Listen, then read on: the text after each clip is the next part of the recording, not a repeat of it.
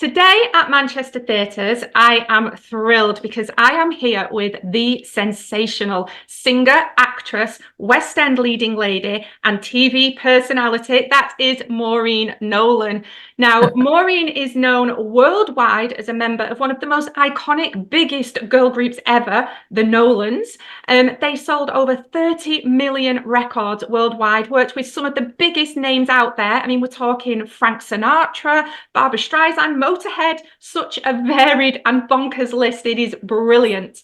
Maureen herself has been in the entertainment industry for over 6 decades and has been in numerous shows such as Footloose, Peter Pan, The Eva Cassidy Story, Mum's the Word, loads of pantos, including loads right here in Greater Manchester, and of course, Blood Brothers, where she holds a Guinness World Record for the most amount of sisters playing the same role. Of course, we're talking Mrs. Johnston.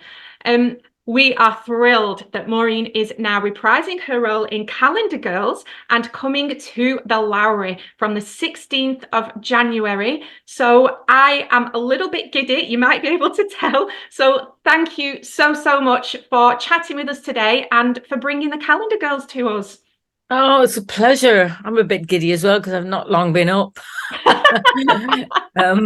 What an introduction. Thank you very much. Oh, you're very welcome. You're very welcome. We're looking forward to the Lowry. It's such a great place generally, isn't it? And the theatre's gorgeous. Yeah, so it really is. So refresh our memories about the story of Calendar Girls and its history, how it all came about. Well, it's a true story about 7 women who got together at their WI in Yorkshire and tried to raise money. One of their husbands died, and this is a fact. It's not sort of, I'm not spoiling the story, but and they decided that they would try and raise money initially to buy something for the hospital, you know, that he was ill in. And I'm not even sure how they one of them came across with the idea of doing like a nude calendar. So that's kind of the basis of the story. And I am just so enjoying it. I mean, I don't think I've ever enjoyed anything as much since Blood Brothers, really. Yeah. And it's the same sort of roller coaster of emotions, and it's really funny sometimes, and then you're crying, and you know, but it's uplifting at the same time. Yeah. Written by Tim Firth and Gary Barlow. You know, the writing is genius. I think it's beautifully written. The songs, of course, Gary Barlow, amazing. And so yeah, I'm just having a ball. Yeah. And you're playing Ruth, aren't you? Who initially is not really on board with the idea of the calendar, but in fairness to her, she's got her own stuff going on, hasn't she? Well, one of her sayings is, in fairness. She says that all the way through. She has got all her own stuff, and I won't disclose that, but yeah, she's definitely got a backstory that is affecting her decision making and stuff. Yeah, so that all becomes clear in the musical. Yeah. But I just love to say to people, honestly, from the heart, please come and see it. You will not regret it. It is just a great musical, a great story, and not just for women. It's a people story, you know, where men suffer the same things, really, you know. Yeah, well, because it's got this power of friendship in it, hasn't it? At the heart of it, there's all these different women from the WI coming together who are so different, but you show the power of friendship and the impact that can have and what they achieve. That's kind of absolutely, yeah. And you know, people always say it, don't they? But we are such friends. I mean, we've got 5 new members this time, and we're already so close. It's the kind of musical that brings us closer together as well. And we end up sharing stories. We're all women of a certain age. We've all suffered the same things. And it's the same thing as when we went through the Nude Calendar scene. It was like the elephant in the room initially. It was like, oh God. And then it said, let's talk about this. And we were all, oh God, you know. But in the long run, I just realized myself, because maybe I was the most bothered, really. I just realized we're all the same. We all have the same worries about this and that. And I was thinking, yeah, but theirs won't be as bad as mine, you know. And we're all the same. We all have the same hang-ups. And I was quite amazed by that, really. And because of all of that, we've shared all our intimate stories. We've become really good friends off stage as well. Even the new people now who've joined are immediately immersed in the whole experience kind of thing. So yeah, because I guess in a way it's life mirroring art, because you will have gone through those same thought processes that the real life WI ladies went through. Yeah. The difference is, though, Maureen, you know, they did it in a closed room in someone's house. You're doing it on stage in front of thousands of people daily. But it's really funny. It's done so beautifully and so well. You can't really see anything. I mean, I hope that's not a disappointment to some of the guys out there, but you can't really see. It's done in such a funny way as well. Yeah. Where it's like, ooh, you know, and all the women kind of protect each other in the actual scene. So, I mean, it was a trauma, actually, initially, when I said yes to it. Because my sister Ernie was in the play version of this musical years ago. And I remember I was touring, and so I never saw her in it, but I just remember thinking, oh, I could never do that. I couldn't. And here I am. But yeah, it's, I don't know, it's almost, it's freeing, you know, it kind of frees you of a lot of things, really. So you're playing, or Ruth, should I say, is Miss April? And Miss July. No, Miss July. You missed one of the months November. anyway. Miss November. Sorry. Oh, you missed November. We got there. Is it, so what are your props to kind of hide your modesty? I'm behind a big fruit stand. There's quite big melons in front. That's part of the arrangement. And I'm actually drunk when I do. Oh, right. Yeah. So it's quite a funny scene. Yeah. I mean, it's not really a big part. And when I first read the script, I thought, I'm not in the scene. Although, you know, nowadays at my age, I'm kind of glad to sit in the dressing room for a lot of it, really making tea or whatever. But I remember thinking, oh, I'm not in it that much. But then when I read the part that I was in, I'm delighted. I love Ruth. I love the character, and I love the little moments that I get comedy-wise as well. I love doing comedy. Yeah.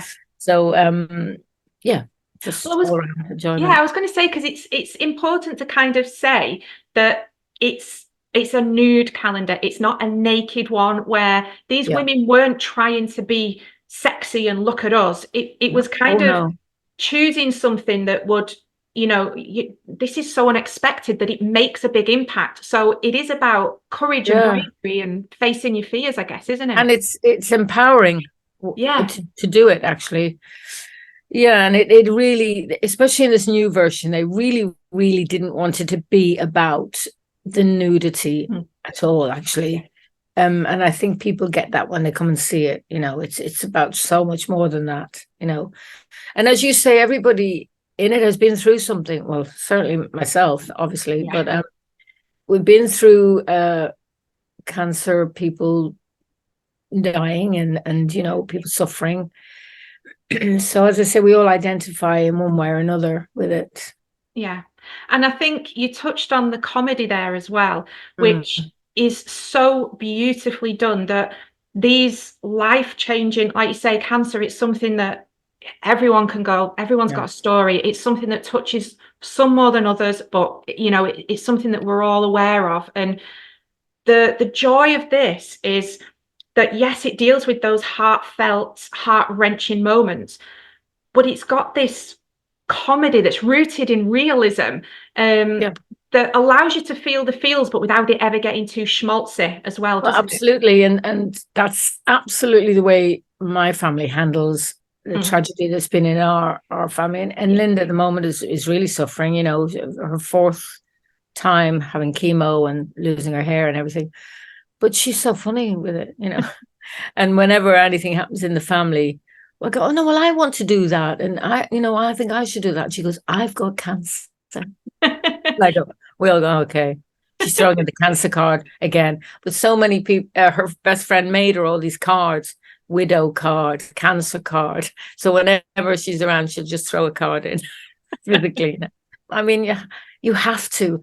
You know, my mom had Alzheimer's as well, and we had to have those moments where we treated it with comedy, you know. Yeah, and it's a brilliant way to deal with things, and I think that's But yeah. Sorry, you froze a little there. bit then. Sorry if I talked over you. It just froze. I think Oh, back. Yeah, yeah, we're it's just your internet connection is unstable, says here. We're all unstable, aren't we? I mean, yeah. So I'm in Bromley at the moment. Right, We're okay. opening in Bromley on Wednesday. Yeah. So Oh, yeah, so I'm in a yeah. hotel. And I think again that this started from, I mean, you've mentioned it started from such a human, humble idea of all they really wanted was to, I think it was to raise money to buy a sofa so that people had somewhere comfortable to sit and wait. And it's turned into a Hollywood film, a play, a musical. I mean, it's It's still just the raising most money now. incredible. It's an incredible story, and they, as you say, they wanted to raise money for the sofa because the sofa in the relatives' room was horrendous, and there's comedy, so much comedy in that actually as well. But they ended up making 5 million almost immediately, and so it is an incredible story of normal, humble people and the power that they can have if they, if they try and do something. Yeah, and as well as like you say, I love that this new version doesn't focus on the nude calendar, because that's there and it happened, but you've got to go, yeah, but look at the reasons that happened. That's the story. That's the story, and it's the story of how you continue when you've lost someone, whether you lose them because they pass away or because they leave you through choice. That's the story, isn't it? About that, and that's why I say it's not just a story for women.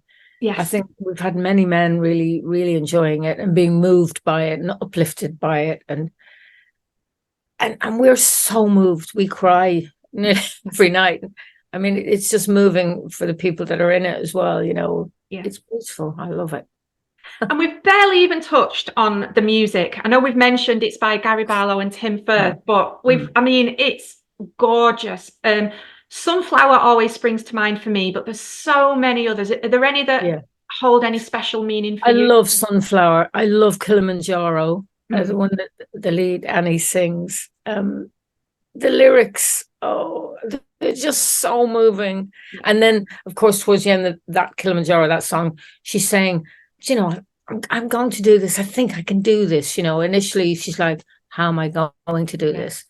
So that's brilliant. The song that I sing, Russian Friend, I love as well.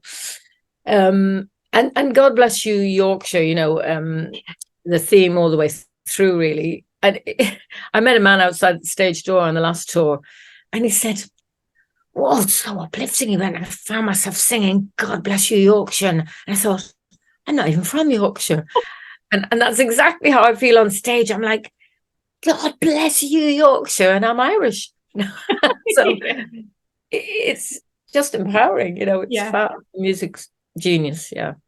There's so much to look forward to with this show, Maureen, and you've been talking so beautifully about it today, so thank you. It's clear that it really holds a place in your heart, so it really does. Thank you so much. Thank you. I cannot wait to come and watch it. I'm so excited. It's going to be on, as we've said, from the 16th of January, so not long to go, at the Lowry in Salford. So please come along. Maureen's in it. I'm going to be there. There's loads of, I mean, the cast. My goodness, the cast. I know, it's amazing. Lynn Paul, Honeysuckle Weeks. It's just, So please come along and watch. And thank you for joining us today, and the best of luck with the rest of the tour. Pleasure. Thank you. Thank you.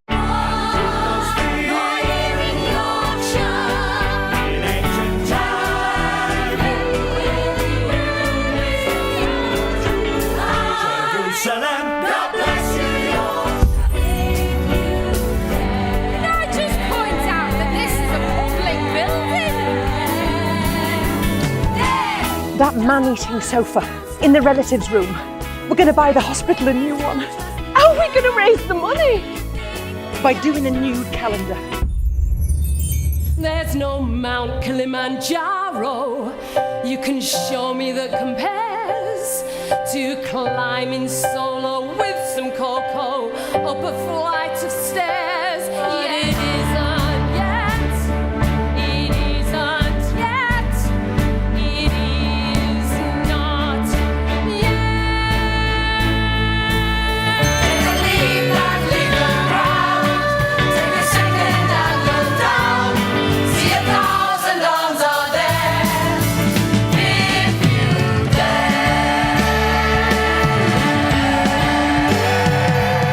going to need considerably bigger buns.